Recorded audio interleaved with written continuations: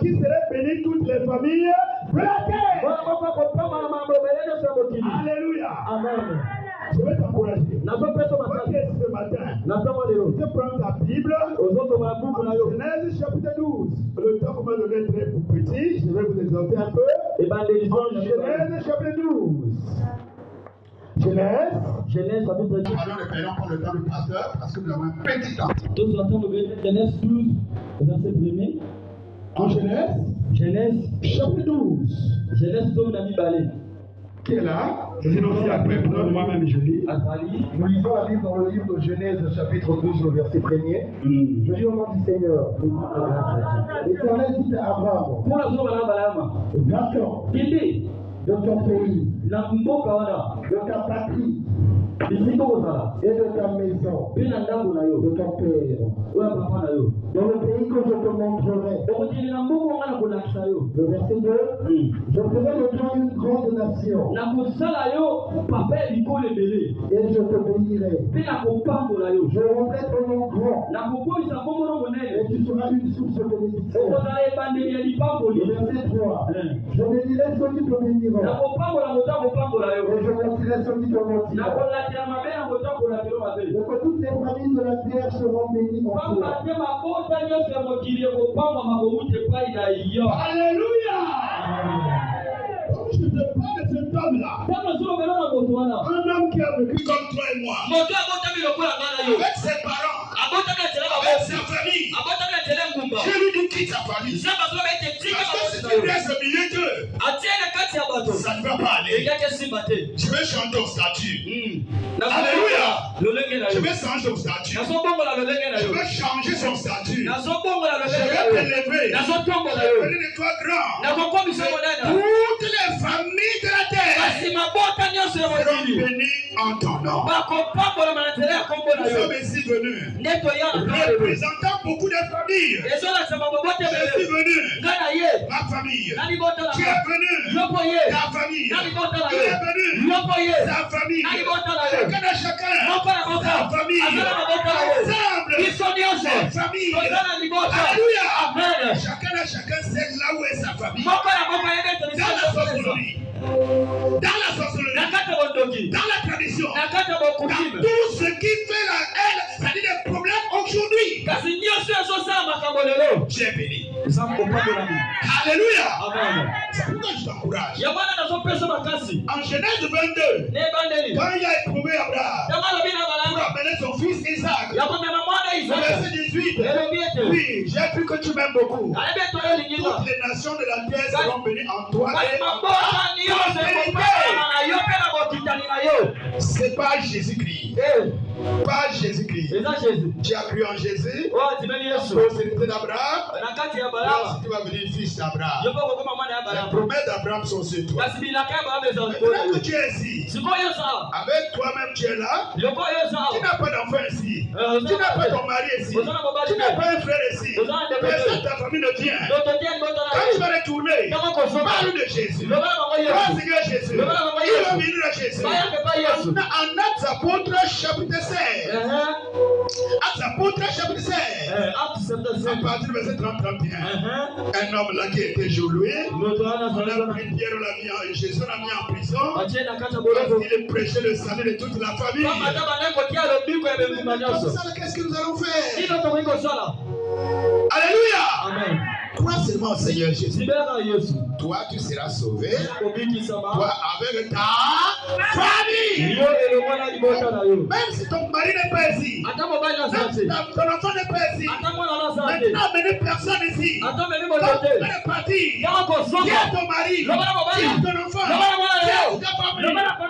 Viens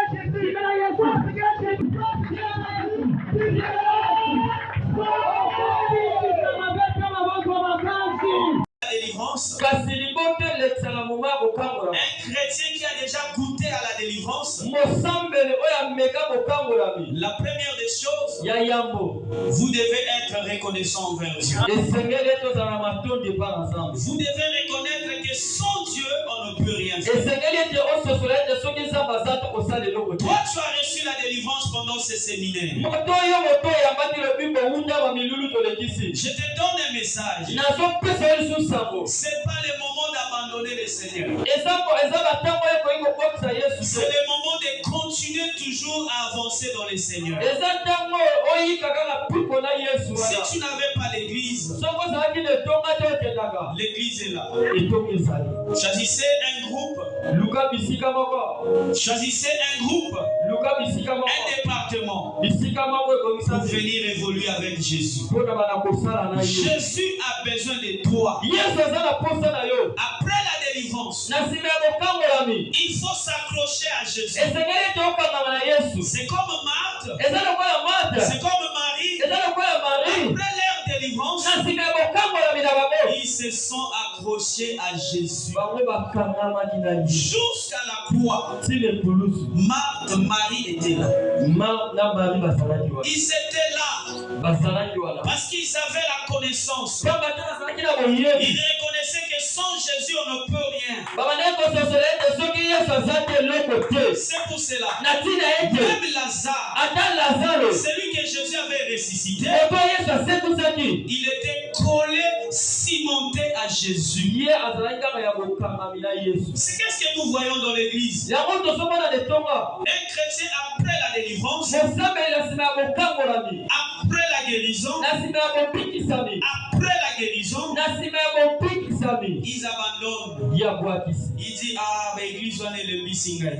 Bien-aimé, celui qui fait ça, il ne connaît pas le monde spirituel. On vient de chasser les démons. Ils sont partis. Mais s'ils trouvent, lorsqu'ils vont revenir, que dans ton corps, dans ta vie, tu n'as pas encore reçu Jésus, ils vont encore revenir. Ils vont appeler leurs amis. Ils vont appeler 7 autres plus méchants que eux. Ils viendront maintenant habiter en toi. C'est pour cela, bien-aimé, quand tu as goûté à la grâce de Dieu, il y a beaucoup de gens qui sont guéris. Il y a beaucoup de gens que les esprits mauvais ont quitté les corps. Mais un seul conseil, suivez l'exemple de la famille de Lazare. Accroche-toi à Jésus. Ne lâchez pas la vie éternelle. Commencez à évoluer avec Jésus. Cherche à évoluer dans la spiritualité. Si tu n'as pas une Bible, va vite acheter une Bible. Si tu n'es pas encore baptisé, viens, on va t'enseigner le baptême. Et tu dois recevoir Jésus et tu seras baptisé. Tu ne peux pas abandonner le Seigneur. La famille de Lazare était reconnaissant.